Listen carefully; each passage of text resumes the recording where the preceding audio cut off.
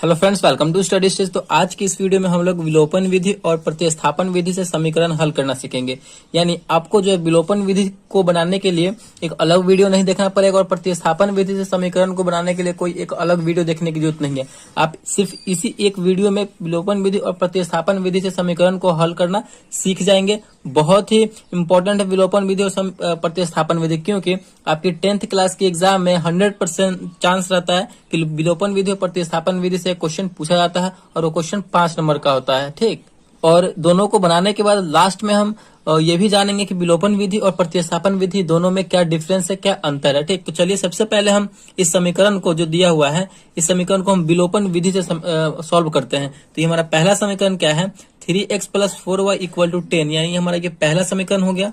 और ये दूसरा समीकरण है 2x - 2y = 2, यानी हमारा ये दूसरा समीकरण हो गया। और इस समीकरण को जो है हम किस विधि से बनाएंगे, तो विलोपन विधि से बनाएंगे। तो चलिए समझते हैं कि विलोपन विधि में हमें क्या करना होता है। देखिए, विलोपन विधि में जो है आपको कोई एक पद यानी एक टर्म जो है कैंसिल करना होता है। जैसे कि यहाँ पे दो वेरिएबल दिया गया, एक x वाला है और एक y वाला है, दो वेरिएबल है। तो किसी एक वेरिएबल को आपको यहाँ से लुप्त करना रहता है। विलोपन का मतलब क्या है, विलोपन कर देना यानी छुपा देना। तो हमें यहाँ से कैंसिल करना रहता है किसी एक वेरिएबल को, या आप x को कीजिए या फिर y को कीजिए। ठीक, कैंसिल आउट करना होता है। तो हम कैसे करेंगे, यहाँ पे 3x है, नीचे में 2x है, इसमें y वाले में 4y है और नीचे में 2y है। तो हमें कैंसिल आउट करने के लिए एक मतलब समीकरण जो वेरिएबल है वो सेम होना चाहिए। यानी यहाँ पे 3x है तो यहाँ भी 3x होना चाहिए कैंसिल करने के लिए। अगर इसमें 4y है, इसको कैंसिल करना y वाले को, तो यहाँ 4y है ना, तो यहाँ भी हमें 4y करना होगा। मतलब इस टाइप से हमें करना है।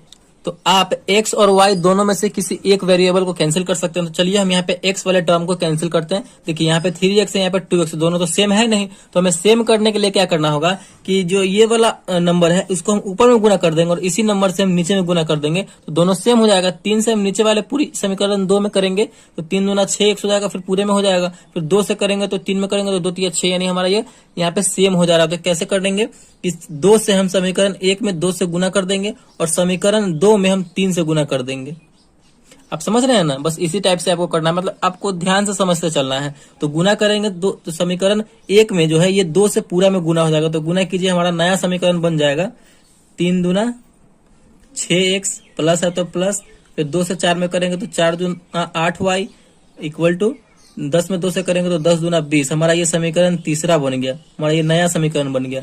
फिर 3 से इस पूरी समीकरण में होगा तो 3 दूना 6x, माइनस है तो माइनस, फिर 3 में 2 से करेंगे 3 दूना 6y, फिर = 3 में 2 से करेंगे तो 3 दूना 6। ये हमारा चौथा समीकरण हो गया, नया समीकरण बन गया। अब हम यहाँ पे देखिए एक टर्म बिल्कुल सेम हो गया, यानी वेरिएबल सेम है। 6x ऊपर भी है और 6x नीचे भी है, तो दोनों यहाँ पे कैंसिल हो जाएगा। तो चलिए यहाँ पे हम कैंसिल करते हैं। तो 6x प्लस में ऊपर भी और 6x नीचे में प्लस में है, तो इसको हम घटाएंगे तभी ना कैंसिल होगा। मतलब 6x में से 6x अगर घटेगा तो यहाँ पे 0 हो जाएगा, यहाँ पे कट जाएगा। तो यहाँ पे जैसे हम आप एग्जाम में लिखेंगे 10th क्लास के एग्जाम में, बोर्ड एग्जाम में, बिल्कुल उसी प्रकार हम बनाएंगे और जिससे कि आपको 5 में 5 नंबर मिल सके। तो यहाँ पे हम लिखेंगे समीकरण 3 और 4 को घटाने पर, समीकरण 3 और 4 को यहाँ पे हम घटाएंगे तो घटाइए 6x + 8y = 20 है हमारा तीसरा। चौथा है 6x - 6y = 6 है। तो इसे हम घटाएंगे, घटाइए। 6x प्लस में है और नीचे हम घटा रहे हैं तो माइनस का चिन्ह लगेगा, तो 6x यहाँ पे माइनस में हो गया, तो यहाँ पे ये कैंसिल हो जाएगा क्योंकि बराबर में कैंसिल हो जाएगा। देखिए नीचे वाले चिन्ह को हमेशा आपको देखते चलना है। आप यहाँ पे माइनस का चिन्ह हम क्या कर रहे हैं, तो घटा रहे हैं। तो माइनस यहाँ पहले से है, ऊपर वाले को नहीं देखना है, इसको देखना है। तो माइनस यहाँ पहले से है और हम माइनस कर रहे हैं, तो माइनस और माइनस मिलकर क्या होता है, तो प्लस होता है। तो अब हमारा ये दोनों जुड़ जाएगा, ऊपर वाला भी हमारा प्लस में हो गया, नीचे वाला भी हमारा प्लस में हो गया। ठीक, तो 8 और 6 को जोड़ेंगे तो हमारा हो जाएगा 14। y है तो y, घटा रहे हैं तो घटाइए। यहाँ पे प्लस का यहाँ पे चिन्ह है, माइनस है तो माइनस प्लस मिलकर होता है माइनस, तो घटाइए। 20 में से 6 जाएगा तो यहाँ पे हमारा बचेगा 14। तो y बराबर, y के वैल्यू निकालने के लिए क्या करना होगा, y को अकेला रखना होगा। तो y बराबर 14 तो अपने जगह पे है। अब 14 को गुना में है, बराबर को उधर जाएगा तो भाग में आ जाएगा, तो बट्टे में 14, 14/14 यानी 1। यानी हमारा जो है यहाँ पे y का वैल्यू निकल के चला आया, y = कितना आ गया, तो 1 आ गया। इस प्रकार हमारा y का वैल्यू निकल के आ गया। अब हम इसी y की मदद से समीकरण 1 में या फिर समीकरण 2 में y का वैल्यू रख देंगे तो हमारा x का वैल्यू भी निकल कर चला आएगा। तो चलिए हम समीकरण 1 में आप या फिर 2 में किसी में भी रख सकते हैं। तो समीकरण 1 में हम इस y का वैल्यू रखते हैं। तो चलिए हम समीकरण 1 में एक y का वैल्यू रखते हैं। y का हमारा मान निकल के आया है। तो यहाँ पे हम कैसे लिखेंगे, बजाबते से लिखेंगे समीकरण 1 में y का मान रखने पर। अगर आप इस प्रकार लिख के बनाएंगे तो बोर्ड में आपको बहुत ही अच्छे नंबर प्राप्त होंगे रखने पर। चलिए हमारा समीकरण 1 क्या है, 3x plus 4y equal to 10 है। तो हमें y का मान रखना है, यानी y के जगह पर 1 रखना है। तो यहाँ पे हो जाएगा 3x प्लस 4 और y के जगह पर 1 आया है तो 1 लिखेंगे बराबर 10। 3x प्लस 4 में 1 से गुना करेंगे तो 4 हो जाएगा बराबर 10। तो 3x बराबर क्या हो जाएगा, 4 प्लस में है, बराबर के उधर जाएगा तो माइनस में हो जाएगा। 10 तो अपने जगह पर है, ये ना उधर जा रहा है, तो प्लस है तो माइनस हो जाएगा, माइनस यहाँ पे 4 हो जाएगा। तो 3x बराबर क्या हो जाएगा, 10 में से 4 जाएगा तो बचेगा हमारा 6। तो x बराबर क्या हो जाएगा, 6 जगह पे है अपने। अब 3x को हम उधर भेज रहे हैं, यानी गुना में है, बराबर को हो जाएगा तो भाग में आ जाएगा, यानी 6/2। ये कटेगा तो कितनी बार में यहाँ पे, सॉरी 6/3 है, 3 है यहाँ पे, तो 3 आ जाएगा। तो 3 दूना 6 यानी 2, यानी हमारा फाइनली जो है x का मान आ गया 2, y का मान आ गया 1। तो विलोपन विधि से जो है फाइनली हमारा आंसर कितना आ चुका है, तो x बराबर 2 और y बराबर 1 हमारा फाइनल आंसर आ चुका है यहाँ पे। तो आई होप आपको विलोपन विधि बहुत अच्छे तरीके से समझ में आ गया होगा।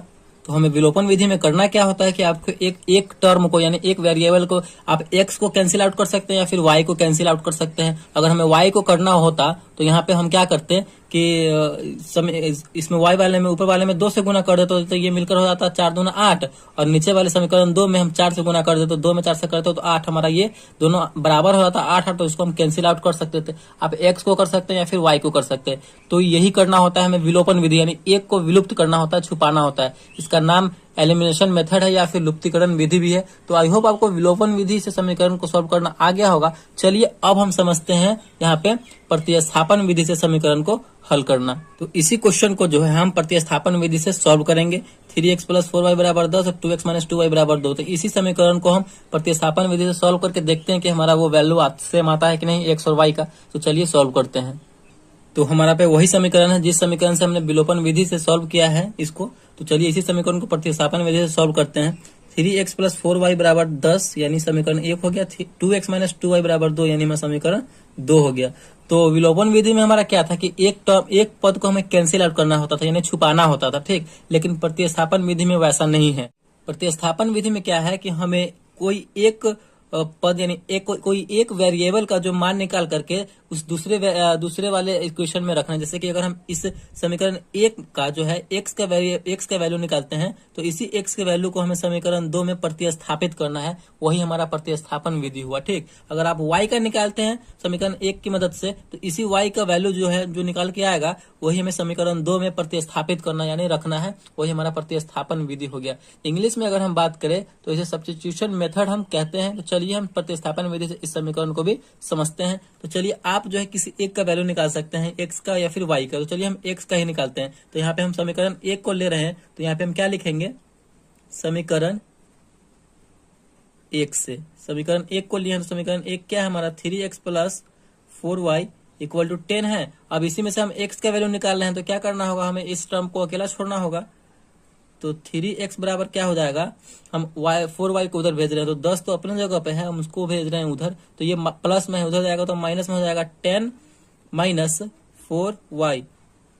तो x का वैल्यू निकालने के लिए x को अकेला रखना होगा, तो 3 गुना में है, बराबर को उधर जाएगा तो भाग में हो जाएगा, तो हो जाएगा हमारा 10 माइनस 4y बटे में 3 आ जाएगा, ठीक। अब हमारा यहाँ पे x का वैल्यू यहाँ पे ये निकल के चला आया। अब इसी x के वैल्यू को हम समीकरण 2 में x के जगह पर पुट कर देंगे। तो हमें क्या लिखना होगा आगे, तो हमें यहाँ पे लिखना होगा समीकरण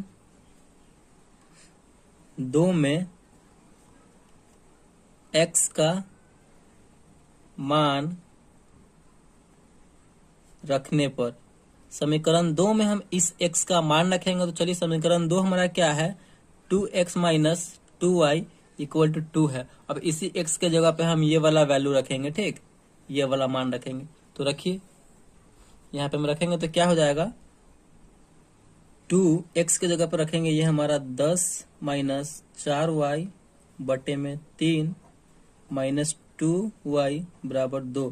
इसे हम सॉल्व कर देंगे तो यहाँ पे हमारा सिर्फ एक y वाला टर्म बच रहा है, तो हमारा y का वैल्यू यहाँ से निकल के चला आएगा। ठीक, इसी प्रकार आपको करना है, बस आप समझते चलिए कि किस टाइप से बन रहा है, किस तरीके से ये बन रहा है। ठीक, तो चलिए गुना कीजिए, यानी इस 2 से हम इस पूरे वाले में ऊपर वाले में गुना हो जाएगा, तो 10 में 2 से करेंगे तो 10 दूना 20 माइनस 4 दूना 8y बटे में 3 माइनस 2y बराबर 2। इस 2y के नीचे कुछ भी नहीं है, तो इसका मतलब क्या 1 है, तो हम 3 और 1 का एलसीएम लेंगे तो हमारा कितना होगा, 3 और 1 का एलसीएम तो 3 ही होगा। तो 3 1 का एलसीएम हो जाएगा हमारा 3, 3 से 3 कैंसिल हो जाएगा एक बार में, तो 20 माइनस 3 से 3 एक बार में कैंसिल होगा तो 8 कम 8 यानी 8y माइनस 3 दूना 6y बराबर 2। चलिए ये आपको समझ में आया, तो नहीं आया होगा तो कमेंट में बताइएगा, हम आपको कमेंट का रिप्लाई करके बता देंगे। चलिए यहाँ पे देखिए अब 20 माइनस 8y और माइनस 6y, तो माइनस 8y और माइनस 6y मिलकर कितना हो जाएगा, तो माइनस 14 हो जाएगा कि 8 और 14, और y है तो y, माइनस में था तो माइनस में लगा देंगे, बटे में 3 है तो 3 बराबर 2।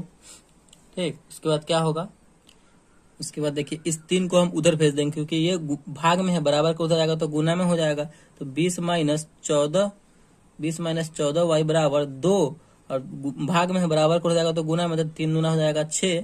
तो यहाँ पे हम y का वैल्यू अब आराम से निकाल लेंगे, तो माइनस 14 y बराबर इस संख्या वाले को संख्या वाले के साथ रखेंगे तो 20 इधर है, प्लस में है बराबर को हो जाएगा, तो माइनस में 6 अपने जगह पे है तो माइनस 20 हो जाएगा।